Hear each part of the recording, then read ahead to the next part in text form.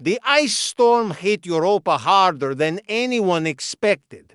Dr. Lisa Martinez pressed her face against a thick glass window of the research station and watched the frozen chunks slam against the metal walls. The wind howled like a wild animal, making the whole building shake. She had been alone at the remote contact station for 3 days now. Her research partner Alex Johnson had gone back to the main colony for supplies and got stuck there. When the storm started, Lisa did not mind being alone. She liked the quiet. It gave her time to think about her work with the strange life forms that lived in Europa's underground oceans. The storm had been going for 12 hours when she heard the sound. It was different from the wind and the ice hitting the walls. It sounded like metal scraping against metal. Lisa grabbed her coat and walked to the main door. The sound came again, weaker this time. Someone or something was outside. Lisa looked at the door controls. Opening the door during an ice storm was dangerous. The cold could kill a person in minutes. But the scraping sound came again, and this time it sounded desperate. She opened the door just a crack. The wind tried to rip it from her hands. Ice and snow blew into the station, making her eyes water. She could barely see anything in the white chaos outside. Then she saw him. A figure lay on the ground near the door, trying to crawl toward the station. The being was not human. His skin was pale blue, almost white, and his arms were longer than a human should be. He wore torn clothes that might have been nice once, but now they were dirty and ripped. Lisa made a choice that would change everything. She stepped outside into the storm. The cold hit her like a punch to the face. Her breath came out in white clouds that the wind blew away instantly. She grabbed the strange being under his arms and pulled him toward the door. He was heavier than he looked, but she managed to drag him inside. The door slammed shut behind them, cutting off the sound of the storm. Lisa's ears rang in the sudden quiet. She looked down at the being on the floor. His eyes were closed, and his breathing was shallow. Dark blue blood seeped from cuts on his face and arms. Lisa had never seen anything like him before. His face was thin and sharp, with high cheekbones and a narrow nose. Strange marks covered his skin. They looked like scars, but they were too perfect, too organized. Maybe they meant something in his culture. She checked his pulse. It was weak but steady. His skin felt cold, colder than it should be even after being in the storm. Lisa grabbed blankets from her quarters and wrapped them around him. Then she carried him to the medical bay. The medical scanner did not know what to make of him. It could tell he was alive and that he was hurt, but it could not identify his species. Lisa cleaned his wounds by hand, using basic first aid. The cuts were deep but clean. Whatever had hurt him had been sharp. While she worked, the being opened his eyes. They were large and dark, almost black. For a moment, he looked confused and scared. Then he saw Lisa and relaxed slightly. "Thank you," he said in broken standard Galactic. His voice was deep and rough. "You are safe now," Lisa said. "What is your name?" The being was quiet for a long time. He looked at the ceiling, then at his hands, then at Lisa. "Kane," he said finally. "My name is Kane. I am Lisa. Dr. Lisa Martinez. You are at a human research station on Europa. Do you remember how you got here?" Kane closed his eyes and was quiet again. When he opened them, Lisa saw something that surprised her. Pain. Not physical pain from his wounds, but something deeper. The kind of pain that came from losing everything that mattered. I do not remember, Kane said. There was a ship, then falling, then cold, then you. Lisa nodded. Ships crashed sometimes in this part of space. The asteroid fields made navigation dangerous. We will look for your ship when the storm ends. There might be other survivors. Kane's face changed. The pain in his eyes got worse. No, he said quietly, no other survivors. Only me. Always only me. Something in his voice made Lisa's chest tight. She had heard that tone before, in her own voice, after the Titan colony disaster. It was the voice of someone who had survived when others had not. Someone who carried guilt like a heavy weight. You need to rest, Lisa said. Your wounds need time to heal. Kane nodded. He looked around the medical bay, taking in the human technology with curious eyes. Your people, he said, they are kind to strangers? Lisa thought about that. Humans could be kind, but they could also be suspicious and afraid, especially of aliens they had never seen before. Some are, she said. It depends on the human. And you? Are you kind to strangers? Lisa looked at this broken being wrapped in her blankets. Protocol said she should report any alien contact immediately. The Colonial Alliance had strict rules about first contact situations. But Kane looked so lost, so hurt, like a child who had been abandoned in the dark. I try to be, she said. Kane smiled for the first time. It changed his whole face, making him look younger and less alien, I think. You are very kind, Dr. Lisa Martinez. Over the next few hours, Lisa helped Kane get settled in the station's guest quarters. She gave him clean clothes and showed him how to use the human facilities. Kane was a fast learner. He figured out the shower controls and the food dispenser without much help. Your technology is different from ours, he said as he ate a simple meal Lisa had prepared. But not bad, just different. What is your technology like?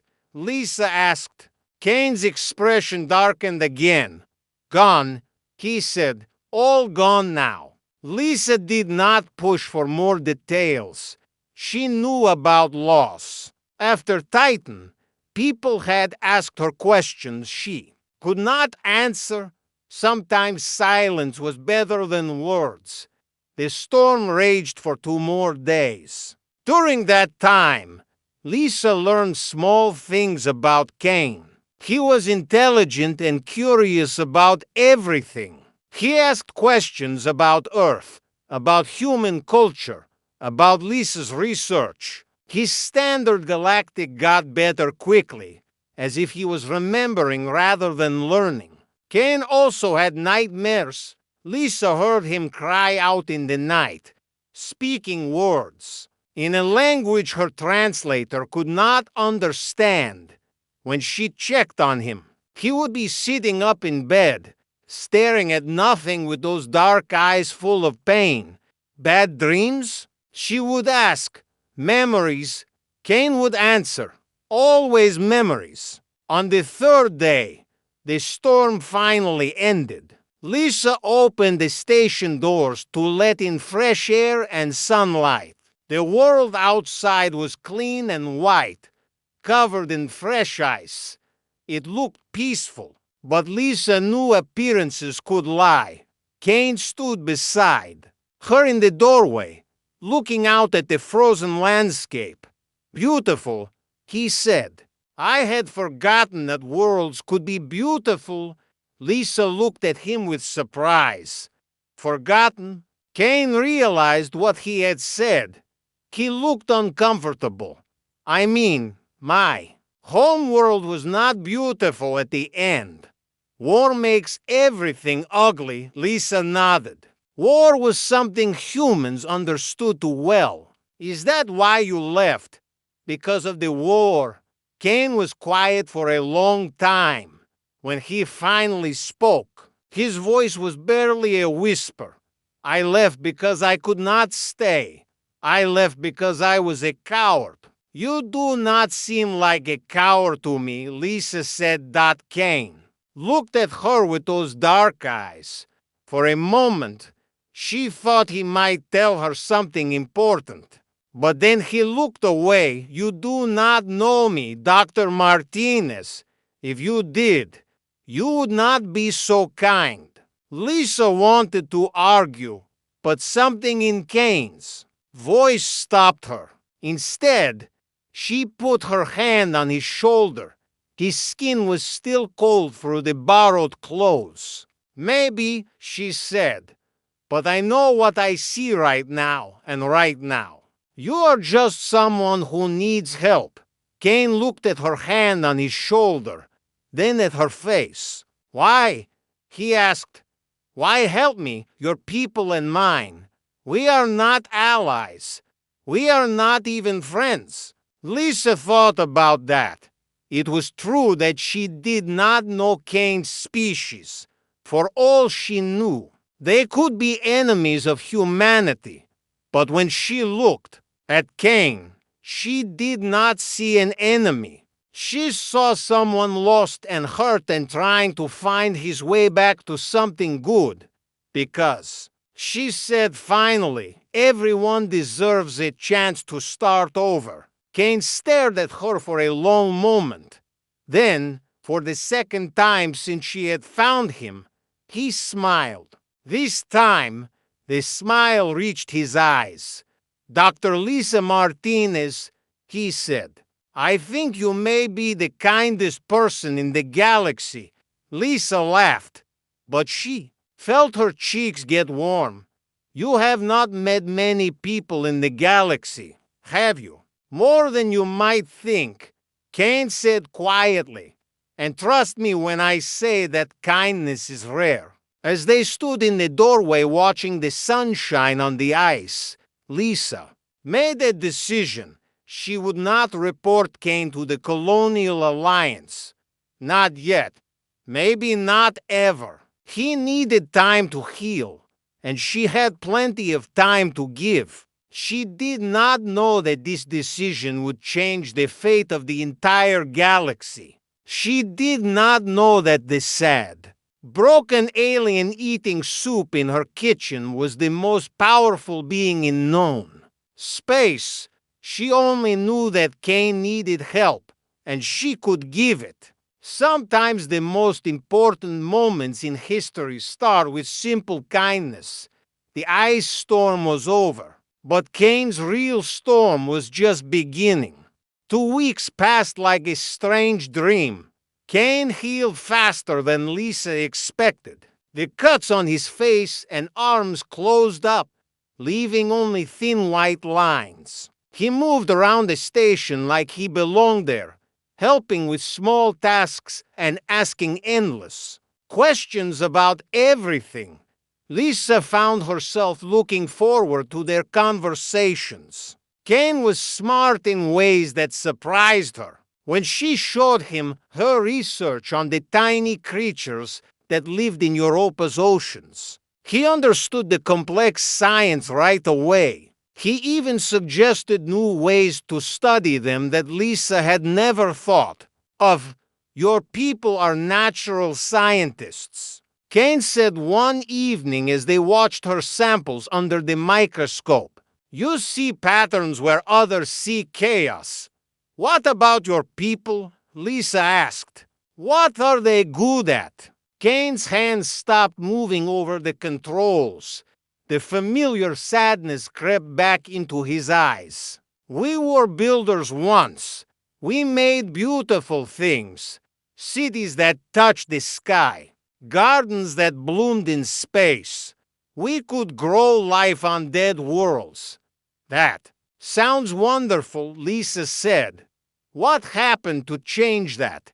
Kane looked at his hands. They were pale blue like the rest of his skin, but Lisa noticed they had small scars on the knuckles. We forgot that building and growing are harder than destroying. We forgot that life is more precious than power.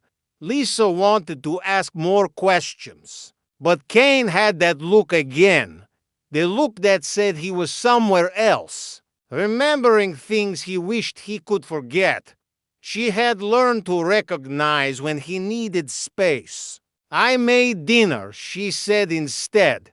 Nothing fancy. Just pasta and sauce from the dispensers. Kane smiled, and the sadness faded a little. I like your human food. It is simple but good. On my world, we made everything complicated. Even eating was a ceremony with rules and meanings. They ate together, in comfortable silence. Lisa had gotten used to Kane's presence in the station. He was quiet, but not in a bad way. He helped clean up after meals without being asked. He fixed small things that were broken. He even helped her organize her research notes, which had been a mess for months. Kane, Lisa said as they washed dishes, do you want to learn more about Earth? I have movies and books and music from my home world. Kane's eyes lit up. Yes, I would like that very much. That night, Lisa showed Kane her favorite movie. It was an old film about a king who pulled a sword from a stone and united his people. Kane watched with complete attention, asking questions about the strange human customs and ideas. This Arthur, Kane said when the movie ended. He was a good king? The story says he was. He tried to rule with wisdom instead of fear. He wanted to protect people, not control them. Kane was quiet for a long time. In my experience, power makes people cruel, even good people, maybe Lisa said.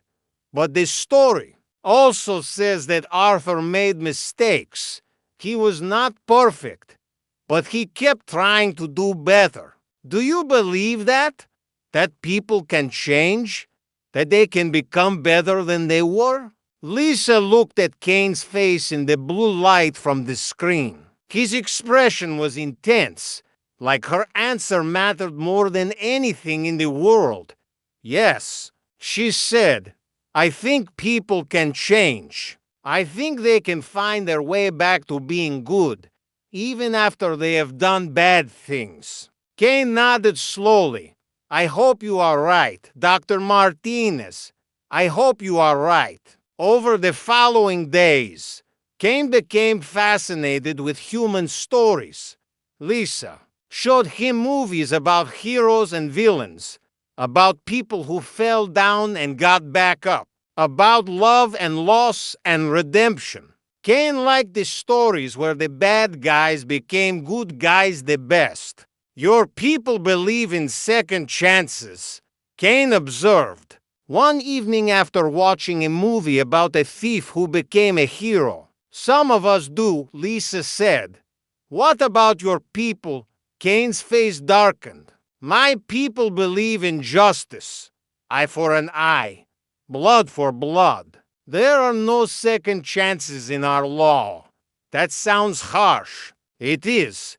But maybe that is what we deserved. Lisa did not like the way Kane talked about his people in the past tense, like they were all gone. She had started to suspect that Kane's ship had not just crashed. Maybe he was running from something. Maybe he was the last of his kind.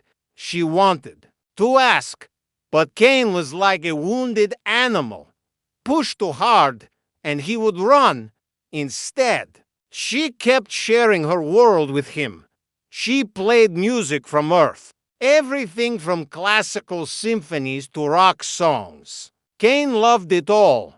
He said his people had music too, but it was formal and structured. Human music was wild and free.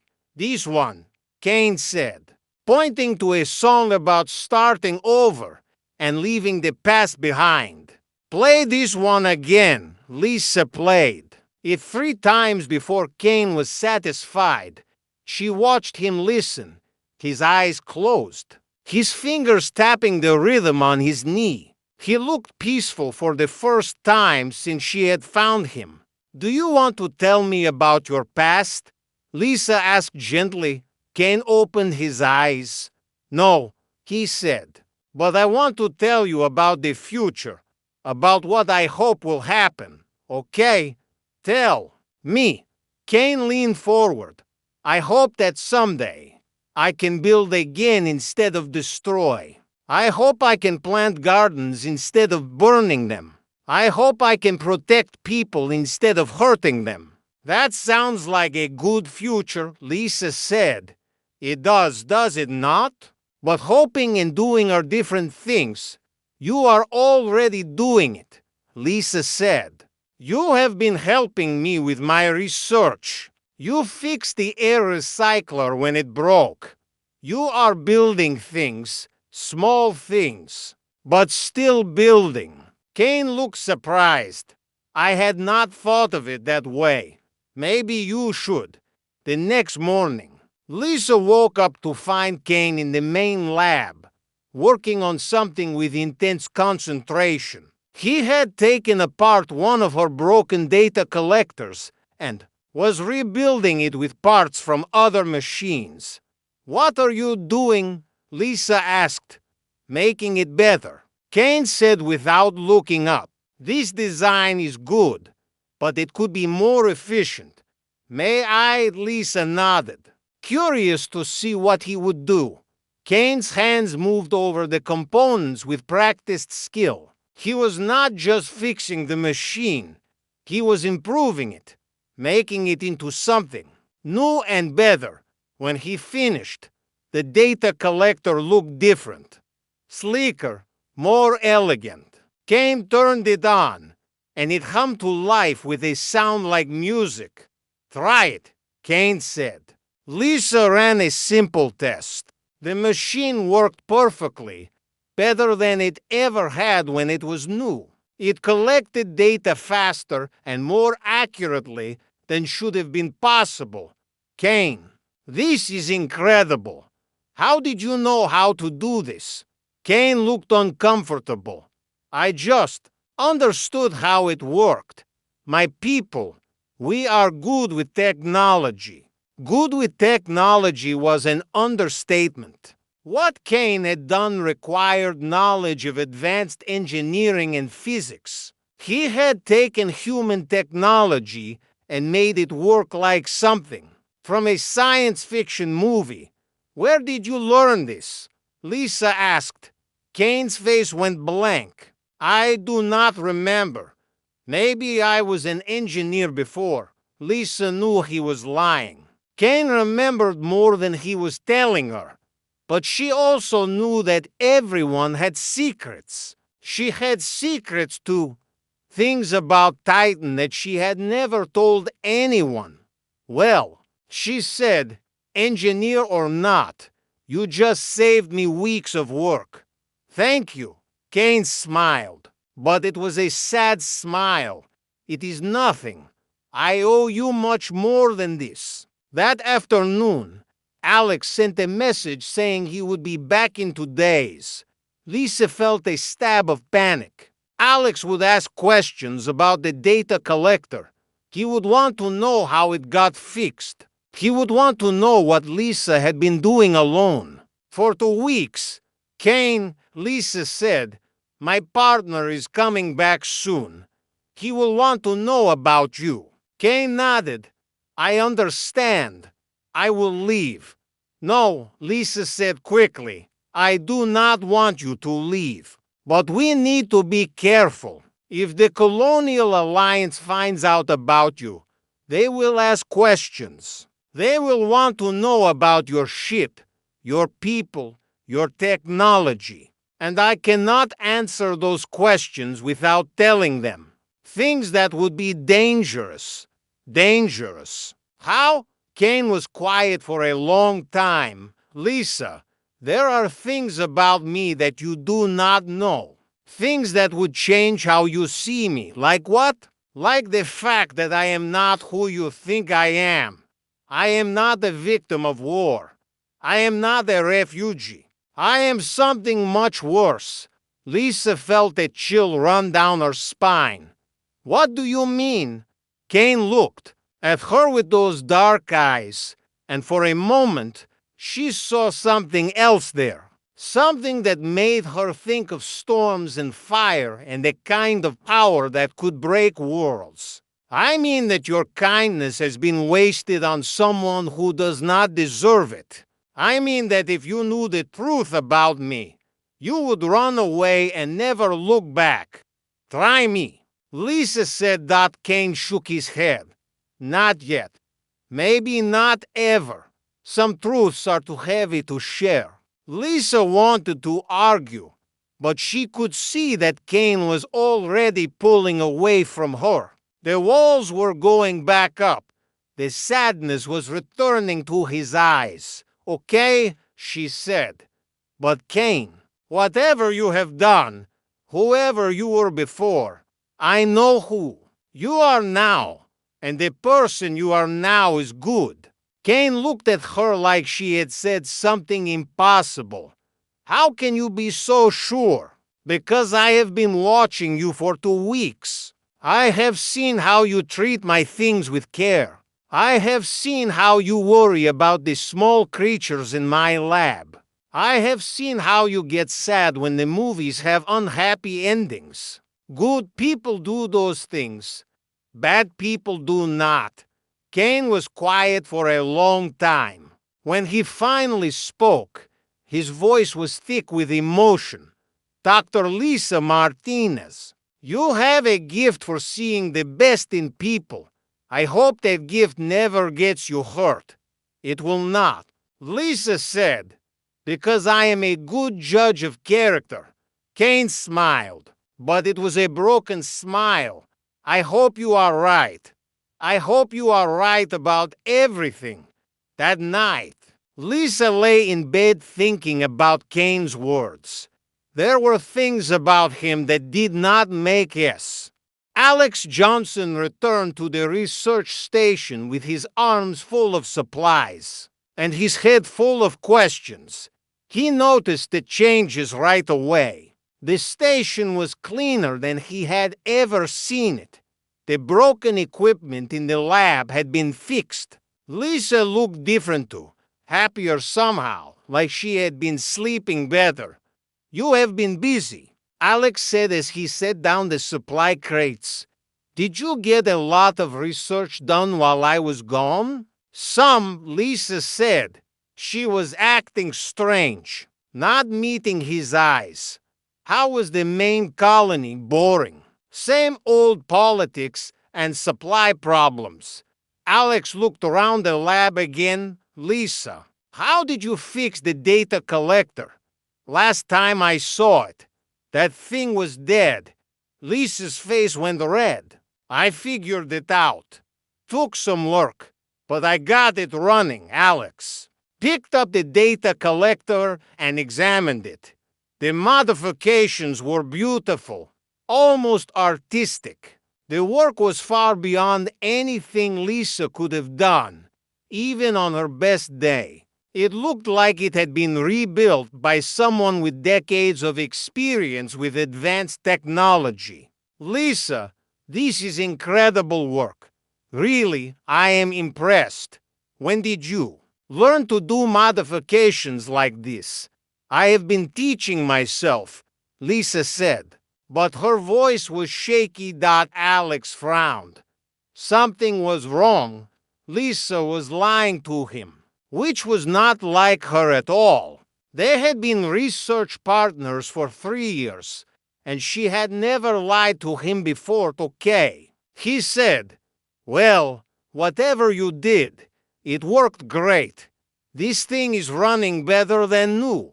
Lisa relaxed a little, but Alex could see she was still nervous about something. He decided not to push it right now. Maybe she would tell him what was bothering her when she was ready. But over the next few days, Lisa's behavior got stranger. She spent a lot of time in the guest quarters, claiming she was organizing supplies. She prepared twice as much food as they needed.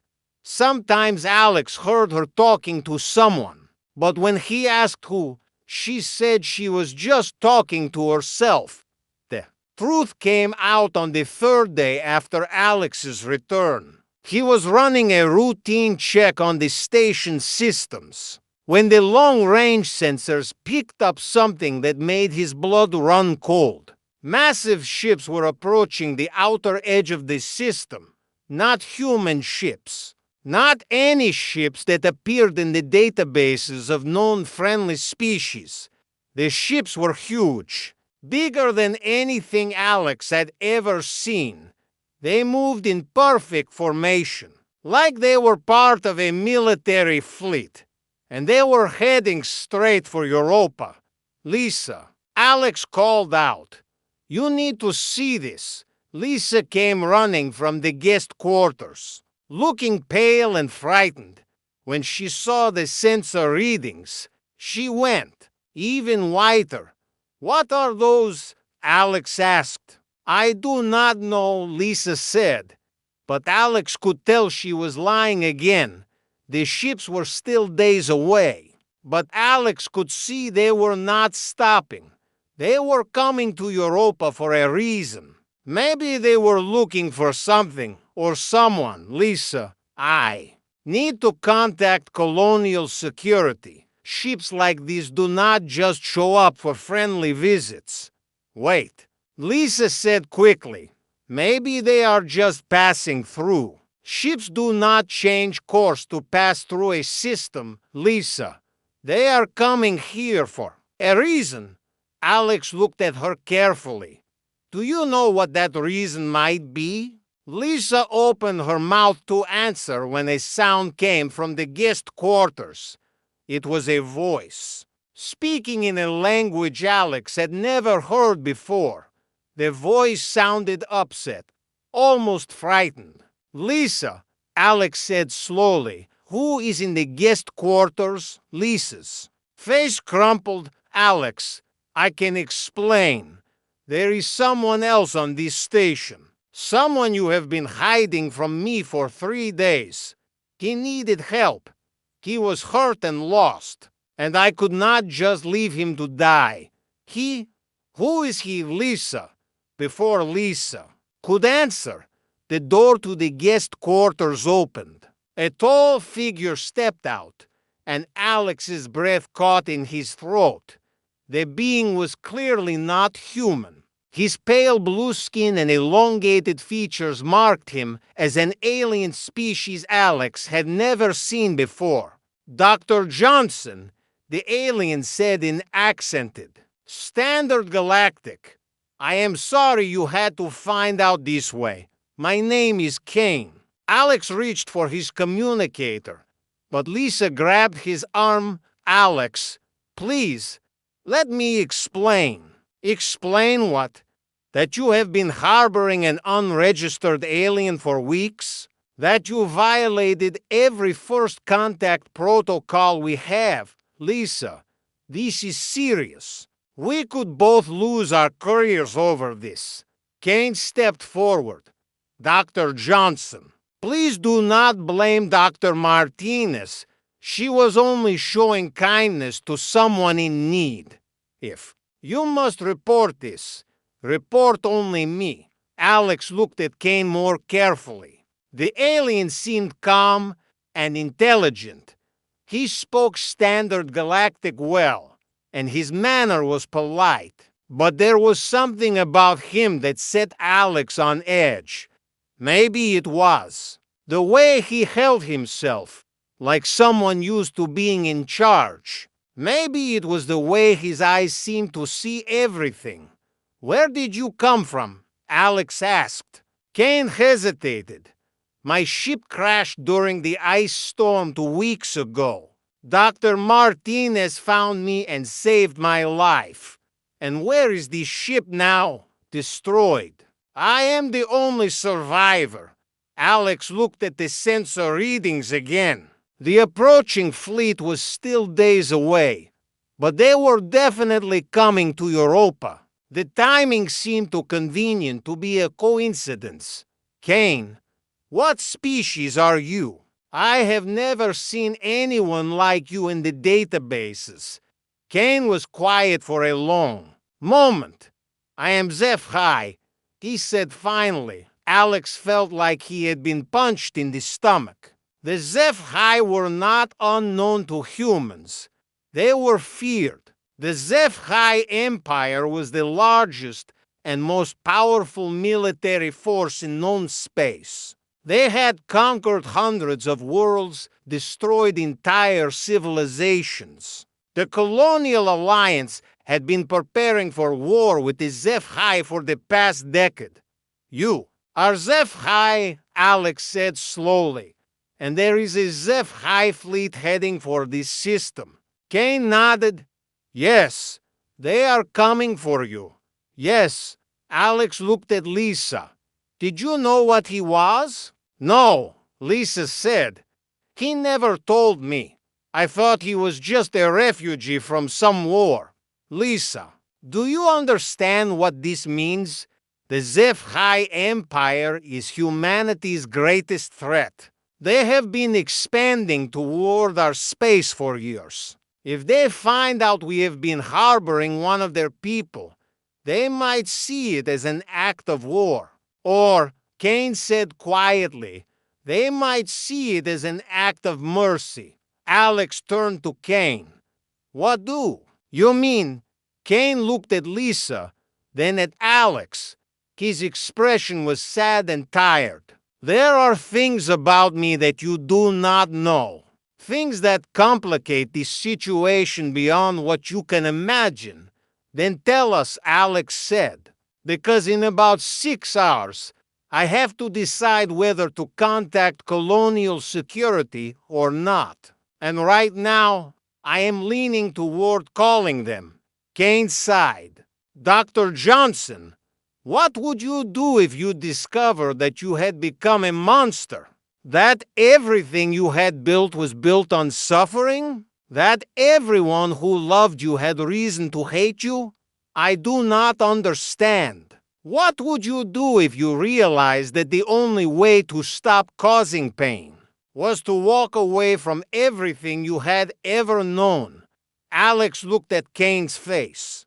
The alien looked like he was carrying a weight too heavy for anyone to bear. I still do not understand. Kane looked at Lisa. Dr. Martinez, I told you that there were things about me that would change how you see me. I think it is time you learn the truth. Kane, you do not have to. Lisa said that double quotes, yes, I do.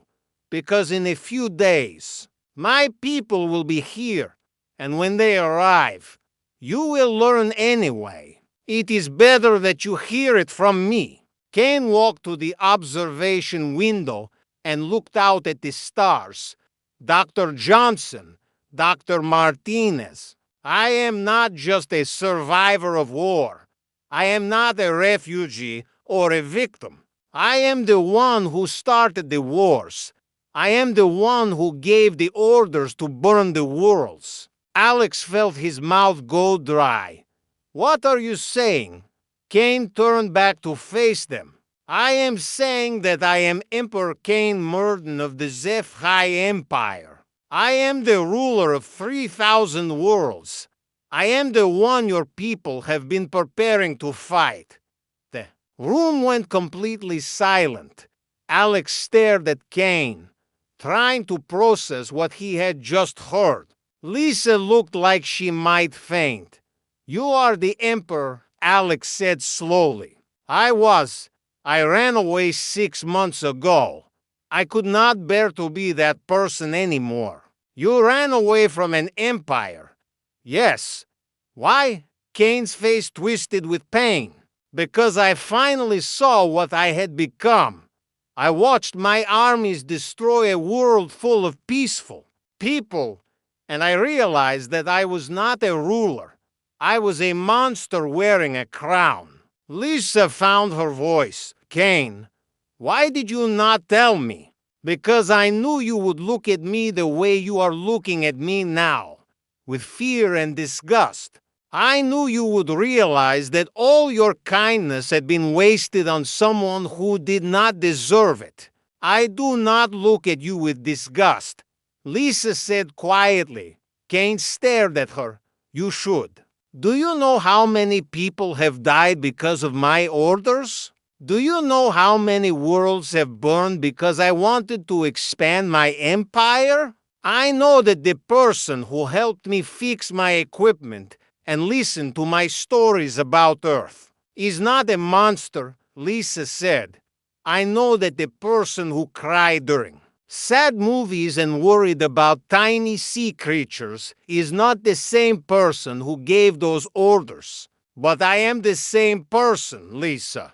That is what you do not understand.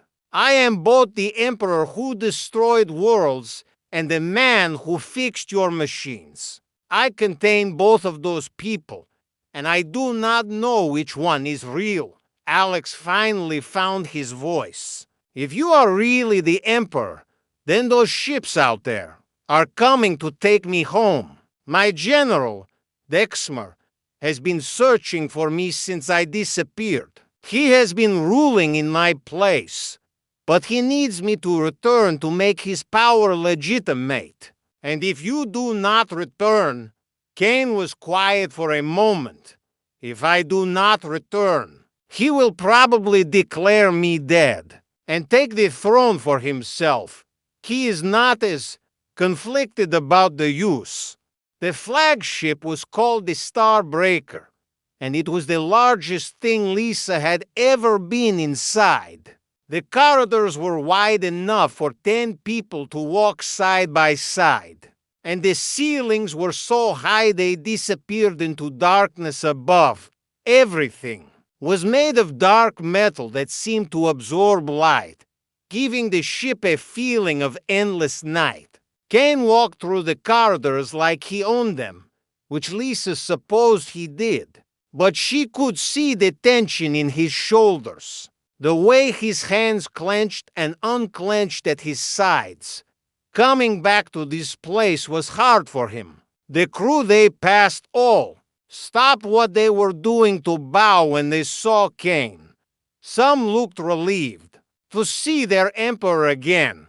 Others looked confused or even suspicious. Lisa could feel their eyes on her as she walked beside Kane, and she knew they were wondering what a human was doing on their ship. The council is waiting for you, my emperor, General Dexmer said as they walked. They have many questions about your absence. I am sure they do, Kane said. How many of them supported your regency, General? Dexmer hesitated. All of them, my emperor. They understood that someone had to maintain order in your absence. Of course they did. Kane's voice was dry, and I suppose none of them questioned whether you might have had something to do with my disappearance. My emperor, I would never. Peace, General. I know you did not arrange my disappearance. You are many things, but you are not subtle enough for that kind of conspiracy.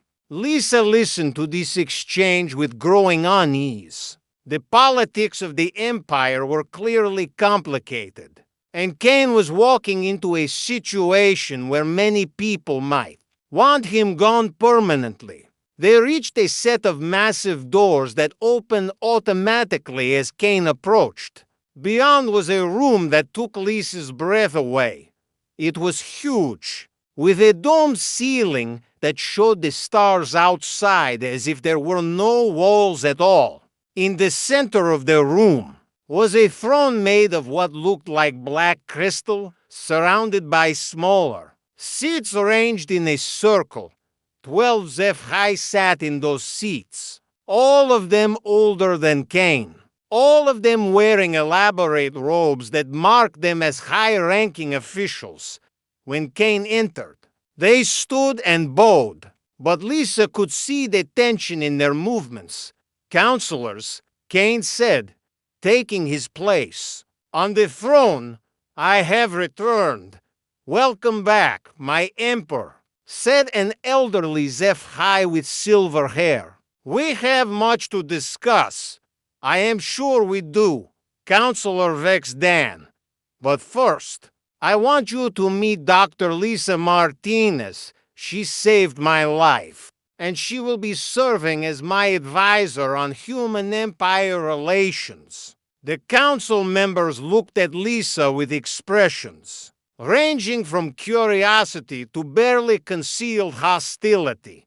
The silver-haired counselor spoke first. "My emperor, while we are grateful to Dr. Martinez for her service, surely you do not intend to involve a human in matters of imperial policy? I intend to involve Dr. Martinez in whatever matters I choose," Kane said. His voice carried absolute authority. "She has insights that will be valuable as we move forward." "Move forward with what, my emperor?" asked another counselor. This one younger with red scars on his face. "The empire has been in chaos during your absence. We need strong leadership, not alien advisors." Kane leaned forward on his throne. "Counselor Murtic, tell me about this chaos. How many worlds have we lost?" 57 confirmed rebellions, Murtic said. 34 worlds have declared independence. There have been 17 separate civil wars in the outer sectors. The empire is coming apart. Kane closed his eyes. "And how many people have died in these conflicts?" "The estimates range from 50 million to 2 billion, depending on how you count civilian casualties." Lisa felt sick. Billions of people had died because Kane had run away from his responsibilities. She looked at his face and saw that he was thinking the same thing. "And what has been our response to these rebellions?" Kane asked. General Dexmer stepped forward. "We have been putting them down as quickly and efficiently as possible, my emperor. Standard pacification protocols, which means orbital bombardment of major population centers, followed by ground occupation and the execution of rebel leaders." Kane's hands gripped the arms of his throne so tightly that Lisa could see his knuckles turning white. "So our response to people wanting freedom has been to kill them, my emperor," Counselor Vex Dan said carefully. "These are the methods that have maintained imperial unity for centuries. They work. They work to create fear," Kane said. "But fear is not loyalty, and terror is not peace." The council members exchanged glances. Lisa could see they were worried about Kane's attitude. This was not the emperor they remembered. "My emperor," Murtic said, "perhaps your time away has given you a different perspective on these matters. But the reality is that the empire requires strong leadership. Weakness invites rebellion. And what would you consider strong leadership?" "Counselor, a return to traditional methods, decisive action against rebels, clear demonstrations that defying the empire has consequences." Kane stood up from his throne. "You mean more orbital bombardments, more executions, more worlds turned to ash, if necessary, yes." Kane walked to the center of the room, where a holographic display showed the current state of the empire. Red dots marked worlds in rebellion. Yellow dots showed worlds under military occupation, and green dots indicated worlds still loyal to the Empire. There were far too many red and yellow dots. Dr. Martinez, Kane said, "What would humans do in this situation?" All eyes turned to Lisa. She felt the weight of their attention and realized that her answer might influence the fate of billions of people. Humans would try to understand why people are rebelling, she said. We would ask what they want and see if we could give it to them without violence. Counselor Murtek laughed. Naive. Rebels want power, nothing more. You cannot negotiate with them. Maybe, Lisa said, but maybe they want something else.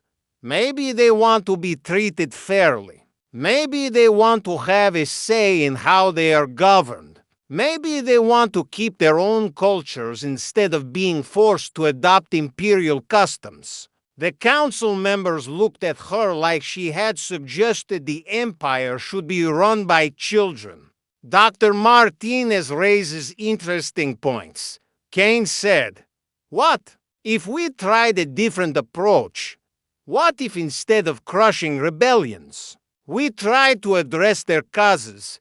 My Emperor, General Lexmer, said, with respect, "Such an approach would be seen as weakness. More worlds would rebel if they thought. Defiance would be rewarded instead of punished.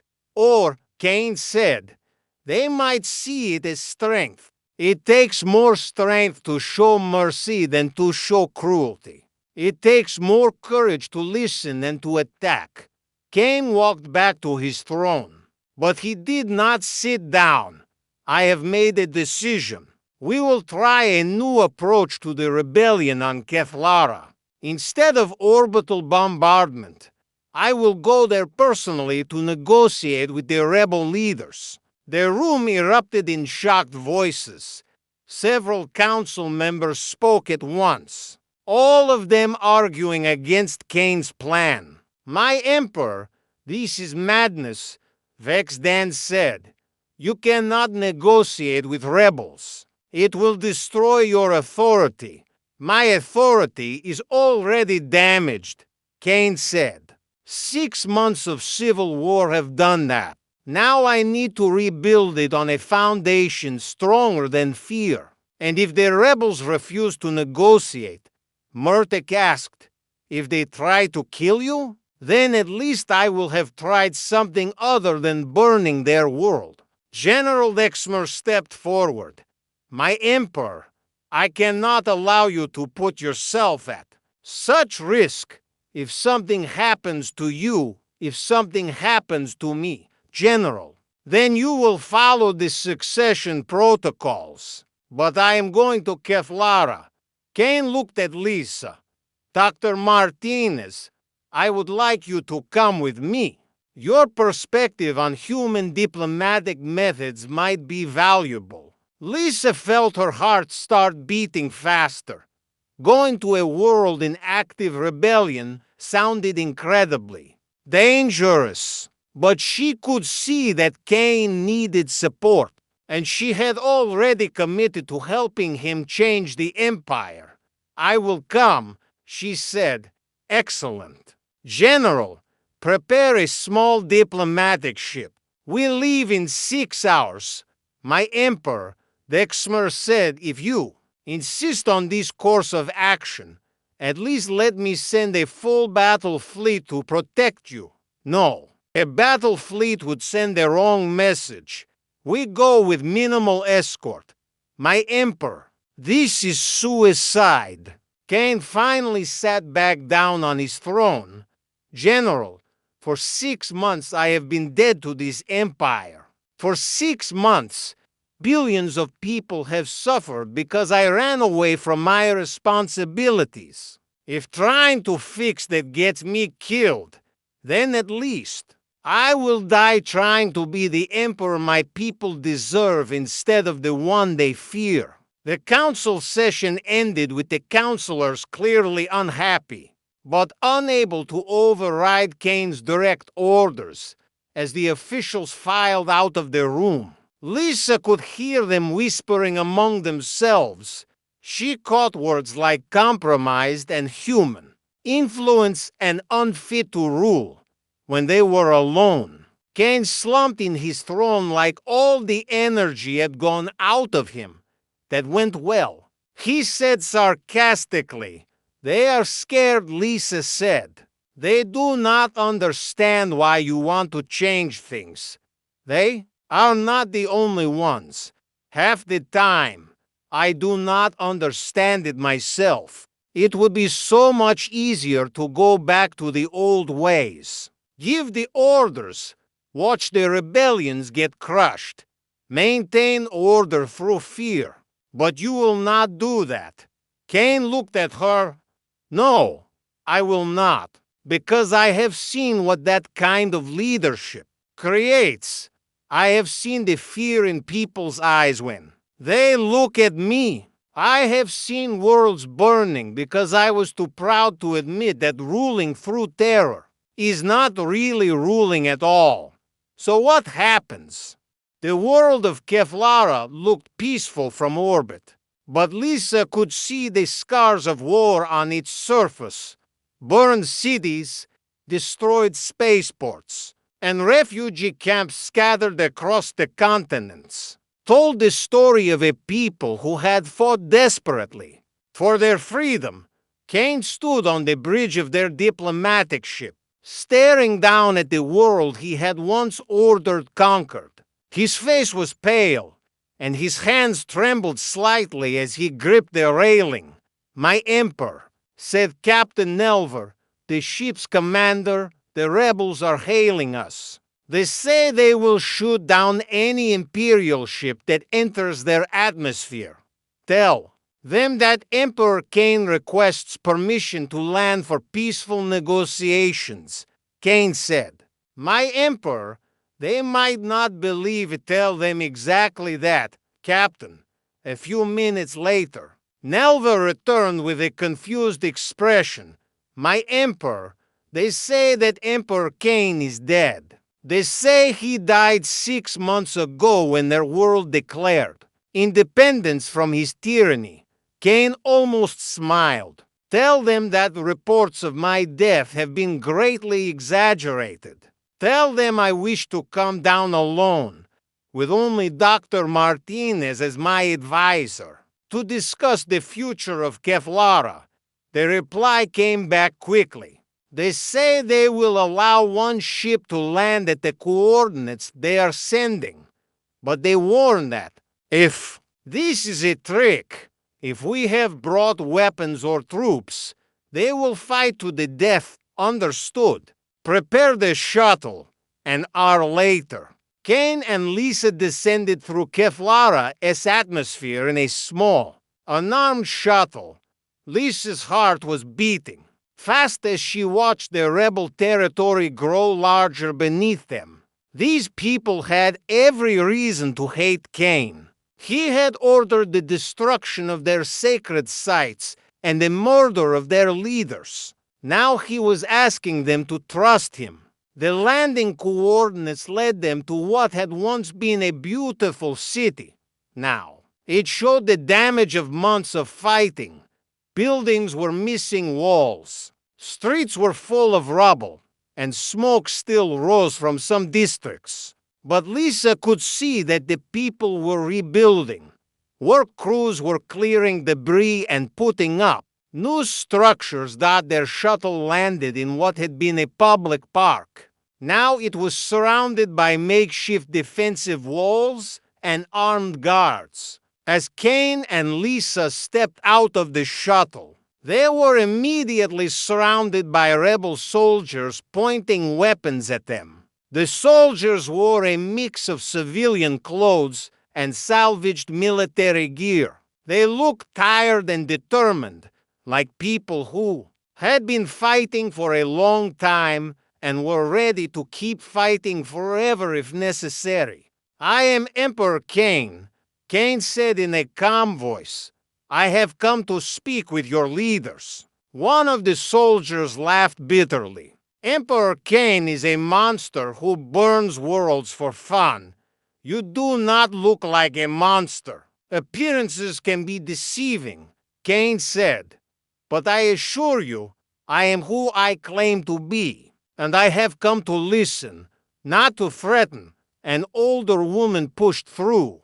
The crowd of soldiers, she had gray hair and scars on her face that looked recent. When she saw Cain, her expression filled with pure hatred.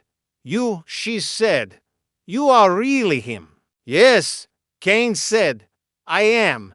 The woman slapped him across the face so hard that Cain staggered. Lisa started to move forward, but Cain held up his hand. To stop her, my daughter died in the temple bombing. The woman said, she was only 16. She was praying when your soldiers destroyed the building. Cain looked at the woman with eyes full of pain. I am sorry, he said quietly. I am more sorry than you can possibly know. Sorry, the woman's voice rose. You think sorry brings back the dead? No, Cain said. Nothing brings back the dead. But maybe we can prevent more people from dying. The woman stared at Cain for a long moment. Then she turned to the soldiers. Take them to the council. Let the leaders decide what to do with them. Cain and Lisa were escorted through the damaged city under heavy guard. People came out of buildings to stare at them as they passed.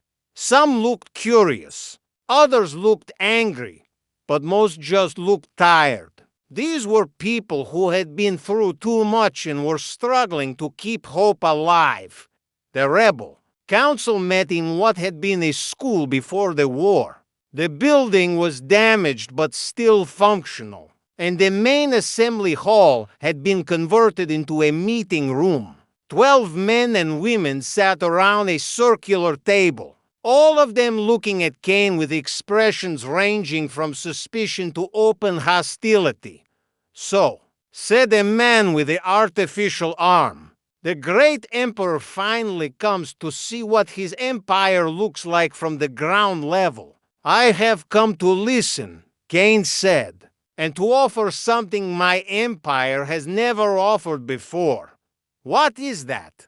Asked a young woman with burned scars on her neck. A choice. The council members looked at each other with confusion. What kind of choice? The man with the artificial arm asked. Cain sat down at the table without being invited. The gesture was bold, treating the rebel leaders as equals rather than subjects. The choice to remain part of the empire while keeping your freedom. The choice to govern yourselves while contributing to something larger. The choice to be partners instead of subjects. That is impossible, said an elderly man. The empire does not make partnerships. It makes conquests. The empire has never tried, Cain said. But maybe it is time to try something new. Lisa watched the faces around the table. These people had suffered enormously under imperial rule. They had lost family members, homes, everything they cared about. But she could see that Cain's words had surprised them. They had expected threats or demands for surrender. They had not expected an offer of partnership. Why should we trust you? Asked the woman with burned scars.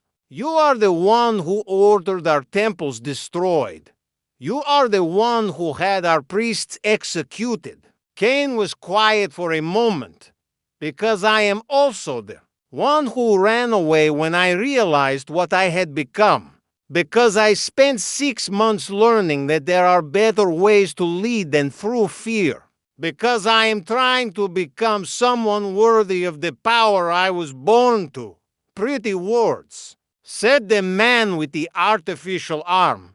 But words do not bring back the dead. No, Cain agreed. but they can prevent more deaths. They can build something better for the people who are still alive. Kane stood up and walked to a map of Keflara that hung on the wall. What do you want? He asked. Not what you want to destroy or who you want to punish. What do you want to build? The council members exchanged glances. Finally, the young woman spoke. We want our children to grow up free. We want to practice our religion without fear. We want to keep our customs and traditions. We want to have a say in the laws that govern us. And in exchange for these things, what would you be willing to offer the Empire? The elderly man leaned forward. What do you mean? The Empire is not just a military force, Kane said. It is also a network of trade, knowledge, and mutual defense. Keflara has resources that other worlds need. Other worlds have resources that Keflara needs. Instead of taking what we want by force, what if we shared it through cooperation? Lisa could see the council members thinking about this. It was not what they had expected to hear from the Emperor, who had conquered their world. You are talking about some kind of federation, the man with the artificial arm said slowly. A voluntary association instead of forced conquest. Something like that, Kane said. I am talking about an empire where worlds choose to belong instead of being forced to submit. And what happens to worlds that choose not to belong? Asked the woman with burned scars. They are left alone, Kane said. No more forced conversions. No more orbital bombardments. No more executions of leaders who disagree with imperial policy. The room was quiet for a long time. Finally, the elderly man spoke. Emperor Kane, what you are describing sounds wonderful, but it also sounds impossible. Your own people will never accept such changes. Your military will rebel. Your council will declare you unfit to rule. Kane nodded. You are probably right, but maybe that is a risk worth taking. Why? Asked the young woman. Why risk everything to change an empire that has brought you power and wealth beyond imagination? Kane looked out the window at the damaged city beyond. Because I have seen what that power and wealth cost. Because I have watched worlds burn and realized that conquering the galaxy means nothing if you destroy everything worth conquering. Because I met someone who showed me that there are better ways to live. He looked at Lisa. Dr. Martinez taught me that strength is not about how much fear you can create. It is about how much hope you can inspire. She taught me that real leadership means serving others, not ruling them. The council members looked at Lisa with new interest. You are human, the woman with burned scars said. Why do you care what happens to our world? Lisa thought about how to answer that. Because what happens here will affect everyone, she said finally. If Emperor Kane can change, if the Empire can become something better, then maybe humans and Zeph-Hai can live in peace. If he fails, then we will probably end up at war, and billions of people will die. So you are here to protect human interests. The man with the artificial arm said, I am here to protect everyone's interests, Lisa said, including yours. The council spent the next several hours asking Kane detailed questions about his proposal. They wanted to know how local government would work, how trade agreements would be negotiated, how disputes would be resolved. Kane answered as best he could, but Lisa could see that he was making up much of it as he went along. He was proposing to transform an empire But he did not have all the details worked out yet. Finally, the elderly man called for a recess. "We need to discuss tea."